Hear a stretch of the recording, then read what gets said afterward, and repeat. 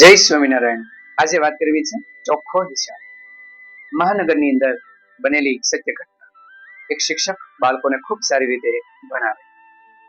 પોતે પોતાના ઝાપા પર એક થેલી મૂકી રાખે. જ્યારે દૂધવાળા આવે ત્યારે દૂધની થેલી એ થેલીની અંદર મૂકી અને જતા. અને જ્યારે કોઈ પરિવારમાંથી આવે તો એમાંથી દૂધ લઈ લેતા. એક દિવસ દૂધવાળો એમાં દૂધ મૂકીને જતો રહ્યો. પરંતુ જ્યારે શિક્ષક આવ્યા અને જોયું તો થેલીમાંથી બધું જ દૂધ ઢોળાઈ ગયું હતું. આથી બીજે દિવસે જ્યારે દૂધવાળો આવ્યો ત્યારે તેમને કહ્યું, ભાઈ, કાલે જે તમે દૂધ આપ્યું હતું ને, એ જે થેલી હતી એ કાણાવાળી હતી, તેથી બધું જ દૂધ ઢોળાઈ ગયું.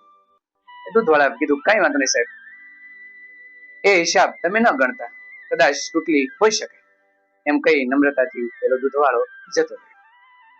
શિક્ષક પોતાના કામની અંદર લાગી ગયા. થોડી વાર પછી છાપા નાખવા વાળો ભાઈ આવ્યો.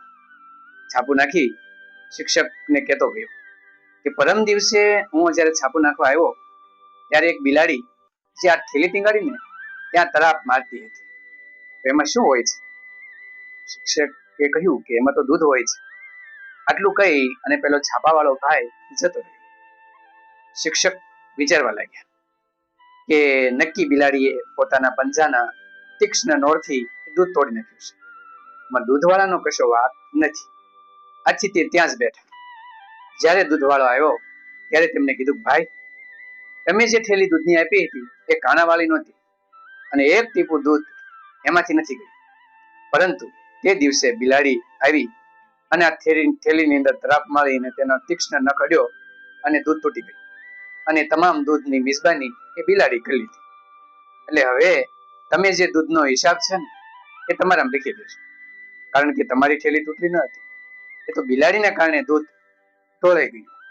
આમ શિક્ષકે ચોખ્ખો હિસાબ પેલા ભાઈને સમજાવી દીધો અને બિલાડીનો જે વાંક હતો એને કારણે એક સામાન્ય વ્યક્તિ દૂધવાળાને નુકસાન જાય એ જરાય તેમને ગમતું ન હતું. પેલા દૂધવાળા ભાઈ તેમને જોતા જ રહી અને કીધું, સાહેબ, મેં તો માની લીધું હતું કે દૂધ ઢોળાઈ ગયું હોય, પણ તમે તો સામેથી યાદ કરેલું. ત્યારે શિક્ષકે કીધું કે હું તો ઘણા બધા વિદ્યાર્થીને ભણાવી રહ્યો છું. જો એ સત્યનિષ્ઠા મારામાં જ ન હોય તો મારા વિદ્યાર્થીની અંદર કેવી રીતે લાવું? એટલા માટે એ સત્યનિષ્ઠા મારામાં હોવી જરૂરી છે.